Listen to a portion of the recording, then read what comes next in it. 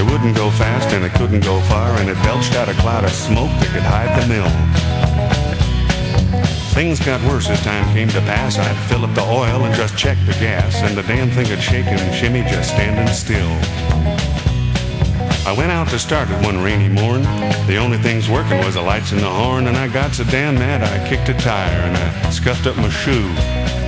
Porky Bickar, he come on the scene, and he stared at me and my machine and said, "Boy, you use my truck. Her name is Blue." Well, things went fine for quite a spell. Me and old Blue just drove like hell until one day her shift stick had started acting queer.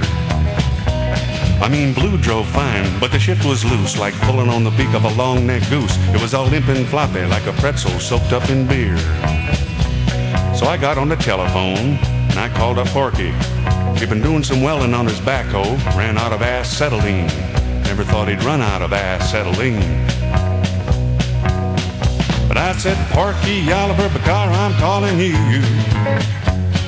'cause I think that I just heard old Blue. I'm hoping and praying that it ain't too bad, but I don't know what to do. So Porky Oliver Bickar, I'm calling you." And old Porky, he just said, "Oh, well, I know her shifter's loose a bit, but she just likes you to play with it. It gets her all hot and bothered and makes her squeal." So I played with her shifter like I was told, until one night I tried it when my hand was cold, and she shivered and she quivered and she threw off her left front wheel.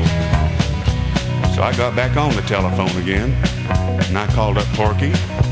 He just sat down to a nice supper patty fixed up for him.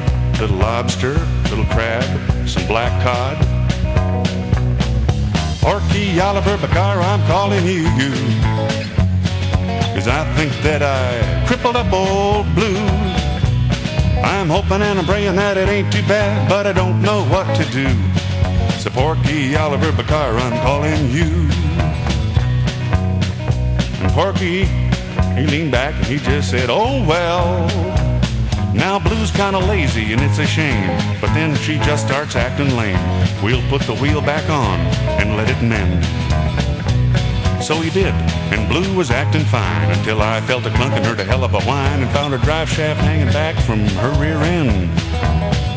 So I got back on the telephone one more time, and I called up Porky, who was set to try out a new waterbed he got for Christmas.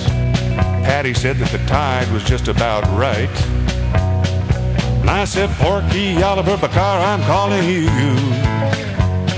'cause I think that I just killed old Blue. I'm hoping and I'm praying that it ain't too bad, but I don't know what to do. So Porky Oliver Bickar, I'm calling you." And Porky, he just said, "Oh, hell. Now don't go fussing and feeling bad. Blue's worked all her life and her joints are bad, and sometimes they act a little bit like my own. It's a universal problem. But since you've been driving my pickup truck, boy, you've had an awful run of luck. So I think I'm gonna disconnect my phone." And he left me with a Dixie cup and a thread. He told me to go set crab pots in Swan Lake. And then I saw him ride off in a helicopter. Said he was gonna start up some volcano. I was feeling real bad. But I said, "Porky Oliver Bickar, I'm calling you, 'cause I think that I just killed old Blue.